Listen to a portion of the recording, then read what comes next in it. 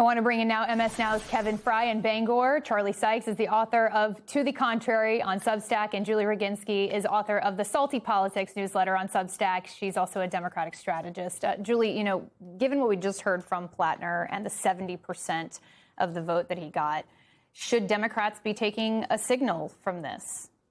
Well, Graham Plattner should ask why he got over a quarter of Maine Democratic voters did not vote for him, despite the fact that he really did not have much of a primary. I mean, again, Janet Mills all but dropped out. I mean, she was on the ballot, but she did not campaign. He had a write-in candidate who ran against him and another little-known candidate who ran against him. Still, almost a third of Maine voters, Maine Democrats, chose not to vote for him. I mean, that's not on them. That's on him to try to bring them back. And the real question for the Plattner campaign is, are these people just sending a message that they're not happy with what they've been hearing about him, but they'll hold their nose and they'll vote for against Susan Collins in November? Or are they staying home? That's the big question that Democrats need to answer. That's the big question that Graham Plattner needs to answer and bring those people in. I don't think necessarily saying that people don't care about these issues is accurate. I mean, literally, almost a third of Maine Democrats said they actually did care enough to not vote for him yesterday, despite him having token opposition. So it sounds like what I'm hearing is Democratic establishment has reason to still be concerned here. I don't know if it's I'm not the Democratic establishment. I'm concerned. I mean, I want Susan Collins gone. I think she's been awful, awful for women. On the other hand, I've also been working in the Me Too and the women's space for a very long time. I have concerns, and I'd like to have them be addressed and not just thrown under the carpet like, well, nothing to worry about here. Let's move on. You know, Plattner has been the nominee for less than 24 hours at this point, but he's already gotten the president's attention. Let's listen to what the president just said a while ago. I watched that thug that's up in Maine. He's a thug. And they're trying to make excuses for him. I mean, he's worse than any human being that's ever run for office, probably. Is that the kind of thing that Democrats need to expect in this campaign? How do you respond to the president? You're laughing. I'm laughing because I will take that from a lot of people. I'm not going to take that from Donald Trump. I mean, the man who's got a list mile high of allegations of sexual misconduct, who's in the Epstein files, who's been found in a court of law to be a sexual assailant. I mean, let's be very clear here about the fact that Donald Trump has zero standing to be talking about any of this. He just endorsed Ken Paxton, for God's sake. We're not talking about Ken Paxton down in Texas, but we should be. I mean, the reality is that Donald Trump can say whatever he wants, but my God, the messenger is really not right on this particular issue here. Kevin, Democrats in Maine, they knew the risks around Plattner. We have been fully reporting on the scandals, but they backed him. Why did they do that?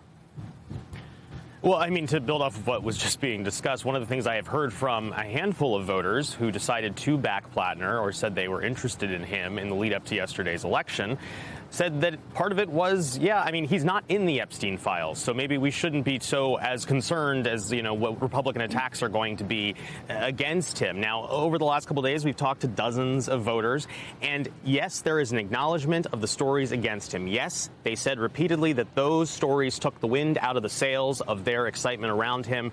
But as people have seen him in person, people have gone to his town halls and rallies, and we've had a chance to talk to them before and after. That is where the message really resonates with folks, this sort of taking on the establishment, taking on the billionaires, basically trying to throw a curveball into national politics. They're not satisfied with what they're seeing out of Washington and believe that Plattner is a vehicle to really shake things up. They also believe that he is, in some ways, because he's not perfect, somewhat relatable. As one guy told me yesterday outside of a polling place, you know, he has a beard, he has tattoos, he looks like a working class Mainer. Now, of course, as was just mentioned, though, there is still 20% of voters, for example, that backed Janet Mills. Some of them told us over the course of the last couple of days that was out of protest, to basically send a message, we're not satisfied. Really, this is the best we can do in terms of a nominee in Graham Plattner. Here's what some of the folks at last night's rally, watch party for Plattner, told me when it comes to that question of how he needs to bring folks together to go forward here. Is it time for the party to come together? Yes, absolutely. He's going to win this hands down, and it's time for all that to stop. And it's time to say, all right, he is the nominee, and this is it. Get on board, and this is how we get this country back. This is 1930. This is the beginning of Roosevelt. This is the end of the oligarchs and the robber barons. This is a moment in time, and Graham Plattner is a person for this moment.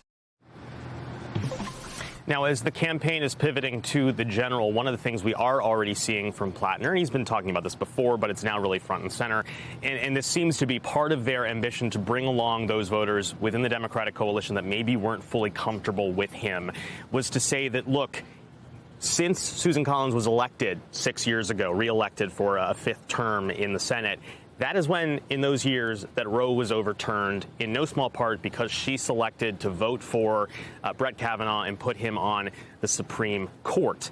And they're hoping that that sort of messaging, abortion rights, that he will fight for women's issues, even if he has his own questionable past when it comes to his own views on women and questions of misogyny and so forth, that will be enough to at least help corral some of those voters along.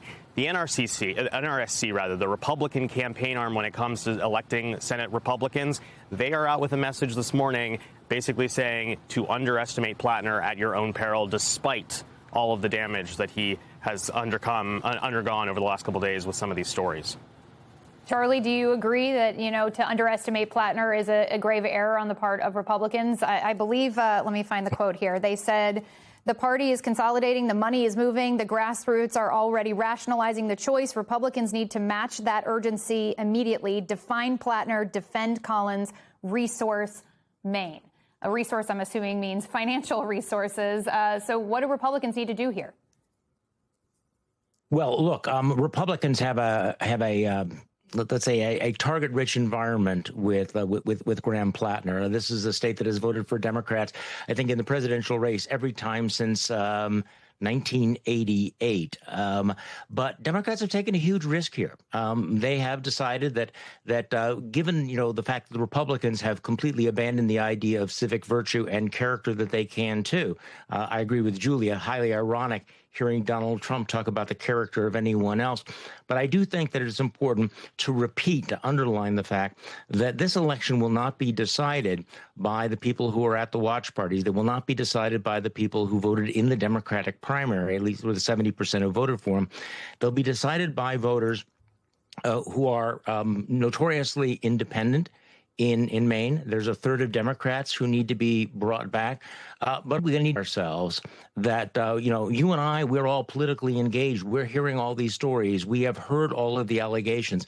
Many voters who will decide this election won't hear about that until just to say, we don't really care about the personal conduct and character of the individual. We need a fighter. We need to go with the issues. It may work this year because the stakes are so high.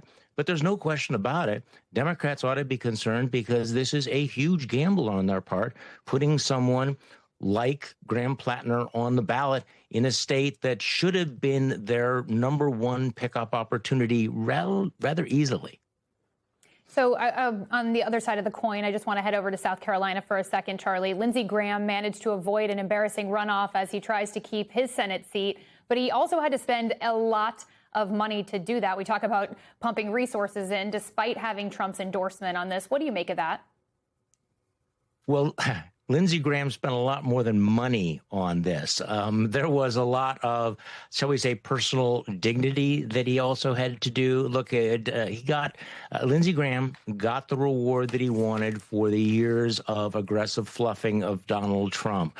He knew what he had to do, and we've seen what you have to do in the Republican Party to survive, which is, I don't know, I would think for the old Lindsey Graham would have been deeply humiliating and embarrassing, but obviously it's what he is willing to do. Go along with Donald Trump, go so far as to even be the leading advocate for taxpayer funding for the billion-dollar ballroom. I mean, that's how deep he went into his efforts to win favor with Donald Trump, and I guess he got what he wanted last night.